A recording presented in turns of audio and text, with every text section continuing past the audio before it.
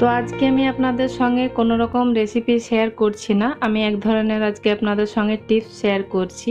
তো আমার কাছে যেহেতু পুরনো আচার আছে, তো সেটাকে আবার কিভাবে অ্যাট্রাকটিভ বানানো যায় সেটাই আজকে আমি আপনাদের সঙ্গে দেখাচ্ছি।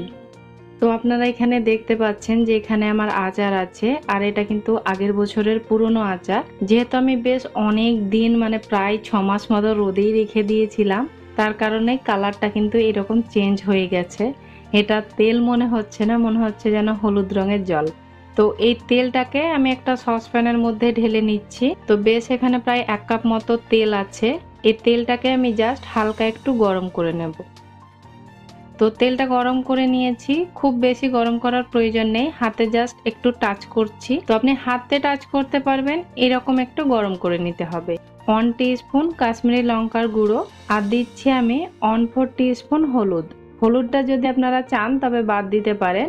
আমি কাশ্মীরি লঙ্কার গুঁড়ো ব্যবহার করছি, যদি আপনারা চান তবে ঝাল লঙ্কার গুঁড়োটাও ব্যবহার করতে পারেন, যেটা আপনাদের ইচ্ছে। এবার তেলটার সঙ্গে খুব ভালোভাবে মিশিয়ে নিলাম। এবার যে আচারটা আছে সে আচারটা দিয়ে নিচ্ছি।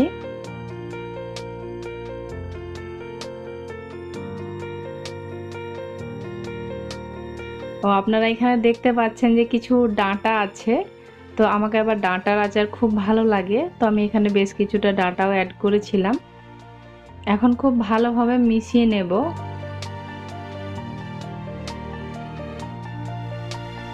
আমি এখানে অল্প একটু হিং অ্যাড করছি, যদি না থাকে তাহলে বাদ দিন, তবে হিংটা দিলে স্মেলটা আরো সুন্দর হয়, তাই আমি অ্যাড করলাম।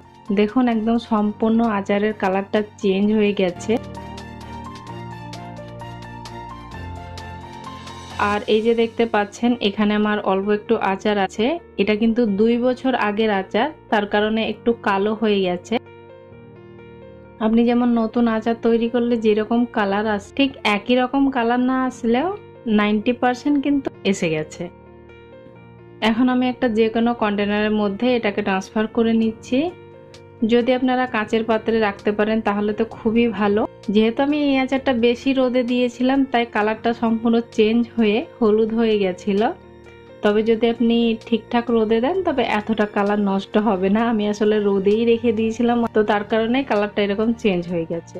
তো এখন দেখতে পাচ্ছেন একদম সুন্দর কালার চলে এসেছে।